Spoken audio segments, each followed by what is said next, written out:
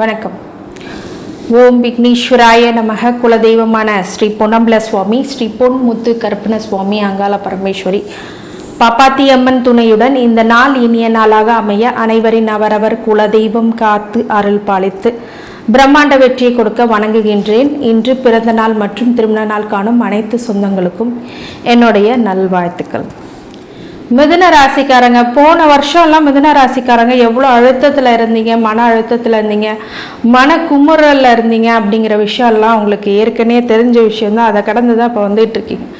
இனிமேலாவது மாறுமா, இந்த ஜூலை மாதமாவது எனக்கு ஒரு நல்ல ப்ராஃபிட்டபுளான டைமா அப்படின்றது எல்லாம் எதிர்நோக்கி காத்து கொண்டிருக்கக்கூடிய பதிவுன்னு சொல்லலாம். மிதுன ராசிக்காரங்க பொதுவாகவே இவங்க எவ்வளவு உழைச்சாலும் ஒரு விஷயம் என்னன்னா இவங்களுக்கு ஈஸியாக அங்கீகாரம் கிடைக்காது. ஈஸியாக அங்கீகாரம் கிடைச்சாலோ அந்த நேரத்தில் இவங்களுக்கு தவறான ஒரு முடிவு எடுத்துட்டு வெளியில் போயிடுவாங்க.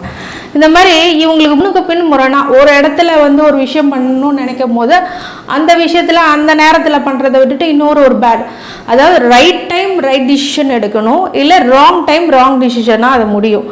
அதுதான் இவங்க மோஸ்ட்லி பண்ணுவாங்க. இப்போ அவங்க அதாவது சொல்லுவாங்கள்ல, கல்லை கண்டா நாயை காணோம், நாயை காணோம் கல்லை காணோங்கிற மாதிரி இவங்க நாயை பார்த்தா கல் இருக்காது, கல் இருந்தால் நாய் இருக்காது, அந்த மாதிரி ஒரு கேட்டகரியில் போயிடுவாங்க. எப்படி அப்படின்னா இவங்க எதிர்நோக்கிற ஒரு விஷயம் அவங்கள்ட்ட வராது. அப்படி எதிர்நோக்கி இருக்கும் போது அந்த விஷயம் அவங்களுக்கு அமையாது. அப்படி இருக்கக்கூடிய காலகட்டங்களில் போன ஜென்ம குரு ரொம்ப படாத பாடு உங்களை படுத்திட்டார் மிதுன ராசிக்காரங்க. தொழிலடங்கா துயரம். இப்போ ஜென்மத்துக்கு புதன் வராரு அப்படிங்கும் போது அது கிரக நிலைகள் எந்தெந்த விஷயத்துக்கு டிரான்சிட் ஆக போகிறாங்க அப்படின்னா, ஜூலை 4க்கு அப்புறம் சுக்கிரன் உங்களுக்கு சுக்கிரன் 3ல் வராரு. அதே மாதிரி உங்களுக்கு புதன் ஜென்மத்தில் வராரு. இப்போ சுக்கிரன் 3ல் வராருன்னா ஜூலை 4க்கு அப்புறம் தான் சுக்கிரன் 3க்கு வராரு. அதே மாதிரி உங்களுடைய ஜாதகத்தில் 3ல் இப்போ சுக்கிரன் இருந்தாலும் யோகம்தான். அதே மாதிரி உங்களுக்கு ஜென்மத்தில் புதன் வராரு எப்போ அப்படின்னு கேட்டிங்கன்னா ஜூலை 7க்கு அப்புறம். அதுக்கு முன்னாடி சூரியனோட புதாத்தி யோகத்தோடு இருப்பார் ஜூலை 1லேருந்து 7 வரைக்கும். அதுக்கப்புறம் 7க்கு அப்புறம் மாறுவார். ஜூலை 16க்கு அப்புறம் சூரியன் உங்களுக்கு 2ஆம் இடத்துக்கு வராது. ஏற்கனவே குரு சூரியனும் இருப்பார், குருவும் 2ஆம் இடத்துக்கு இருக்கார். 12ஆம் இடத்துல செவ்வாய் இருக்காரு. அதே மாதிரி 10ஆம் இடத்துல சனியும், 9ஆம் இடத்துல ராகுவும், கேது 3ஆம் இடத்துலையும் இருக்கார். இப்போ சுக்கிரனும் கேதுவும் 3ஆம் இடத்துல இருக்கார். அதே மாதிரி சூரியனும் குருவும் 2ஆம் இடத்துல இருக்கார். இப்போ இந்த கிரகத்துக்கான பலன்கள் முதல்ல சொல்லணும் அப்படின்னா, பொதுவான பலன்கள் சொல்லும் போது பொதுவாக இந்த காலகட்டங்களில் பார்க்குறீங்க அப்படின்னா, ஃபர்ஸ்ட்டு நீங்கள் தெரிஞ்சுக்கிறது, ஜென்மத்தில் புதன் வந்தால் ஒரு சில நேரத்தில் சரியான முடிவை தவறான நேரத்தில் பயன்படுத்துறது, தவறான முடிவுகளை சரியான நேரத்தில் எக்ஸ்ப்ரோஸ் பண்ணது ரெண்டுமே தப்பு தான். அப்போ இந்த நேரத்தில் என்ன ஆகணும், ஆவணங்கள், ரியல் எஸ்டேட்டில் ஆவணங்கள் இருக்கிறதாலும் சரி, இல்லை முக்கியமான ஏதோ ஒரு பத்திரம் சரி, கடன் பத்திரமாக இருந்தாலும் சரி, ரொம்ப உன்னிப்பாக கவனித்து கையெழுத்து போடணும். அதே மாதிரி இந்த லாட்ரி டிக்கெட் வாங்கிறது, இந்த லாட்ரியில் பணம் சேர்த்துடலான்னு நினைக்கிறது, இந்த மாதிரி விஷயம்லாம் தூண்டும். அதெல்லாம் தூண்டாத அளவுக்கு நீங்கள் அதுக்கு உடன்படாதீங்க. எல்லாத்தையும் கேர்ஃபுல்லாக படித்து கையெழுத்து போடுங்க. இந்த மியூச்சுவல் மார்க்கெட் ரிஸ்க்குன்னு சொல்லிட்டு படித்து பார்த்துட்டு கையெழுத்து போடுங்கன்னு சொல்லுவாங்களா, அது மாதிரி உங்களுக்கு ஒரு கண்டிஷன் அப்ளைனா எல்லாத்தையும் சரி பார்த்து கையெழுத்து போடுங்க. அப்போ யாருக்கும் ஜாமீன் கையெழுத்து போடாதீங்க. இந்த ஜென்மத்தில் வருகின்ற புதன் அது செய்வார். அப்போ 2ல் குருவும் உங்களுக்கு சூரியனும் இருக்கார். அவர் என்ன பண்ண போறாரு, குரு ஒரு தனாதிபதி, தனத்தை அள்ளி கொடுக்குறவர், சம்பாதிக்க வைக்கிறவர், முக்கியமாக சொல்லணும்னா சம்பாதிக்க வைக்கிறவர். இந்த சம்பாதிக்கிற வைக்கிறவரை என்ன பண்ணணும், இன்னும் ஆக்டிவேட் பண்ணுவோம். 2ஆம் இடத்துக்கு வரும்போது குரு உச்சத்தில் 2ஆம் இடத்துல உட்காரு. அப்போ மிகையான பண வரவு வரப்போகுதுன்னு அர்த்தம். சூரியனும் கூட சேர்ந்துருக்கதா அரசாங்க வழியிலையும் வர்றதுக்கு வாய்ப்பு அதிகம். சில பேருக்கு அரசு வேலைகளை கிடைக்கும், சில பேருக்கு அரசாங்க உத்தியோகம் கான்ட்ராக்ட் இந்த பேஸில் உங்களுக்கு சூப்பரான ஜாப் கிடைக்கும். மருத்துவர் ஆகணுங்க, ஆவீங்க. நல்ல ஒரு ப்ராஃபிட்டபிளான டைம் அப்படின்னு சொல்லலாம். தொழில் ஏதாவது ரிஸ்க் இல்லாமல் ஸ்டார்ட் அப் பண்ணுறீங்கன்னா அதுக்கும் growth கிடைக்கும். ஏன்னா 10ல் சனி உட்காந்துருக்கார். 10 எந்த பாவி உட்கார்ந்தாலும் ரொம்ப யோகம்தான். அதில் சனி கர்மகாரகனே உட்கார்ந்துருக்கு. கர்மாஸ்தானத்தில் கர்மகாரகனே உட்கார்ந்துருக்கிறது ஒரு யோகம். அந்த யோகத்தை இப்போ அனுபவிக்க போறீங்க. ஸோ இப்போ தனத்தில், பொருளாதாரத்தில், வாக்கில், குடும்ப வாக்கில் வந்து உட்கார்ந்துருக்காரு குருவும் சூரியனும். அப்போ மிகையான மதிப்பு மரியாதை, அரசாங்கம் மூலியமாக மதிப்பு மரியாதை, அரசாங்க வழியில மரியாதை அப்படிங்கிறதெல்லாம் மிகையா அள்ளி கொடுக்க போகுது. அப்போ இந்த காலகட்டங்கள் மிதுன ராசிக்கு ஒரு நல்ல ஒரு மாற்றங்களை எடுத்து கொடுக்கக்கூடிய காலகட்டமாக இது அமையும் அப்படிங்கிறதுல மாற்று கருத்தில். வேற என்ன, சரி வேற என்ன விஷயம் அப்படின்னு கேட்டிங்கன்னா, 12ல் இருக்கக்கூடிய செவ்வாய் இவர் கொஞ்சம் தூக்கத்தை கெடுப்பார். தொழிலில் ஒரு சில நஷ்டங்களில் வேகப்படுத்தி டிசிஷன் எடுக்கிறத நீங்கள் இன்னும் சில வாழ்க்கையில் வந்து பார்த்தீங்கன்னா, தொழிலில் மட்டுமல்ல வாழ்க்கையும் டிசிஷன் வேகமாக இருக்கக்கூடாது. கொஞ்சம் நிதானித்து பொறுமையாக யோசித்து அதுக்கப்புறம் தான் முடிவு எடுக்கணும். இந்த 12ல் செவ்வாய் என்ன பண்ணுவாருன்னா, சீக்கிரமாக ஒரு முடிவு எடுத்துகிட்டு சீக்கிரமாக உங்களை தூங்க விடாமல் பண்ணிடுவார்.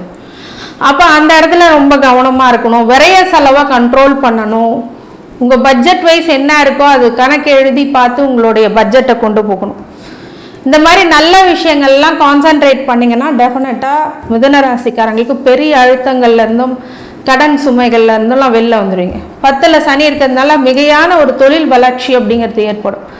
குரோத், இண்டஸ்ட்ரியல் குரோத் கொடுக்கும். ஸ்கூல்ஸ் வச்சுருக்கவங்களுக்கு நல்ல ஒரு ப்ராஃபிட் கொடுக்கும். விவசாய நிலங்களில், இப்போ விளை நிலங்களில் இருக்கிறவங்களுக்கு எல்லாத்துக்கும் விளை பயிர்கள் நல்ல விலைக்கு போகும். நல்ல மாற்றங்களை கொடுக்கும். உங்களுக்கு சலுகைகள், மானியங்கள் அப்படிங்கிறதெல்லாம் கிடைக்கும் இந்த காலகட்டம். 10ல் சனி உட்கார்ந்தாலே யாருக்கு நன்மையோ இல்லை, விவசாயிகளுக்கு நன்மை. வேர்வை வலியக்கூடிய ஒவ்வொரு தொழிலும் ப்ராஃபிட்டை பெருசாக கொடுக்க போறார். நல்ல மாற்றங்களை கொடுக்க போறார். சங்கடத்திலிருந்து வெளிவர போறீங்க. இந்த 10ல் இருக்கக்கூடிய இந்த சனி மிகப்பெரிய நன்மைகள். ராகு 3ல் கேது, இந்த சுக்கிரன் கேது 3ல் ரெண்டுமே மறைவு ஸ்தானத்தில் உட்கார்க்கும் போது சில தேவையில்லாத விஷயங்கள்லாம் வரும். ஒரு ஆணுக்கு ஒரு பெண் மூலியமா பிரச்சனை வரும், பெண்ணுக்கு ஆண் மூலியமா பிரச்சனை வரும். இந்த மாதிரி இடத்துல ரொம்ப ரொம்ப ரொம்ப ரொம்ப கவனமாக இருக்கணும். அப்போ சுக்கிரன் கேது என்ன பண்ணோம் அப்படின்னா, ஒரு மன உளைச்சலை, தீராத மன உளைச்சலை கொடுக்கும். இது வரைக்கும் இந்த மனுஷன் கண்ணீர் விட்டு பார்த்ததில்லை. அந்த மாதிரி கணவன் மனைவிக்குள்ளேயே சில இடர்பாடுகளை வந்து மனைவி மூலியமாக கணவனுக்கோ, கணவன் மூலியமாக மனைவிக்கோ ஒரு சில சங்கடங்களை ஏற்படுத்தி அது துயரத்துக்கு கொண்டு போய் விடும். அதனால கொஞ்சம் ஜாகிரதையாக இருக்கணும். லவ் இப்போ பண்ணிட்டு இருந்தீங்கன்னா, லவ் மேரேஜ் பண்ணணும்னு நினச்சிங்கன்னா கொஞ்சம் சொதப்புவீங்க. பார்த்து முடிவெடுக்கணும், கவனமாக முடிவெடுக்கணும். உங்கள் ஜாதகத்தில் அந்த அமைப்பு இருக்கான்னு பார்க்கணும். ஏன்னா சுக்கிரன் கேது காம்பினேஷன் இப்போ வந்து மன உளைச்சலை தான் அதிகமாக கொடுக்கும்.